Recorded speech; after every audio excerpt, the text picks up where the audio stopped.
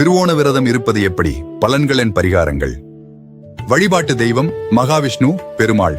தேவியர் ஸ்ரீ மகாலட்சுமி. புனித தாவரம் துளசி. அபிஷேக பொருட்கள் தீர்த்தம், பால் மற்றும் தேன். நட்சத்திர பெயர் திருவோணம், விஷ்ணுவின் நட்சத்திரம். அமைவிடம் உலகெங்கிலும் உள்ள பெருமாள் கோவில்கள். விரத மகிமை.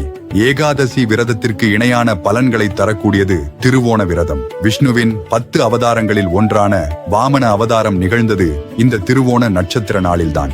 இது வாழ்வில் வளர்ச்சியையும் சகல நலன்களையும் தரக்கூடியது. பூஜை காலங்கள். அதிகாலை பிரம்ம முகூர்த்தம் மற்றும் மாலை சூரிய அஸ்தமனத்திற்கு பிறகு. விரத முறை. அதிகாலையில் எழுந்து நீராடி பெருமாளுக்கு பால், தேன் அபிஷேகம் செய்து மலர் சூட்ட வேண்டும். நாள் முழுவதும் உணவு அருந்தாமல் விரதம் இருந்து மாலையில் பூஜையை முடித்து நைவேத்தியம் சாப்பிட்டு விரதத்தை நிறைவு செய்ய வேண்டும்.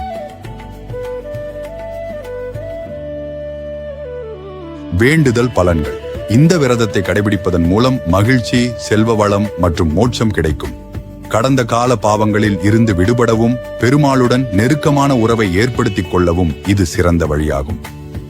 தானம். கோவிலுக்கு சென்று பெருமாளின் பாதத்தில் 12 வாழைப்பழங்களை வைத்து பிறகு அவற்றை பக்தர்களுக்கு தானமாக வழங்க வேண்டும். இது தீராத நோய்களை தீர்க்கும் பரிகாரமாகும்.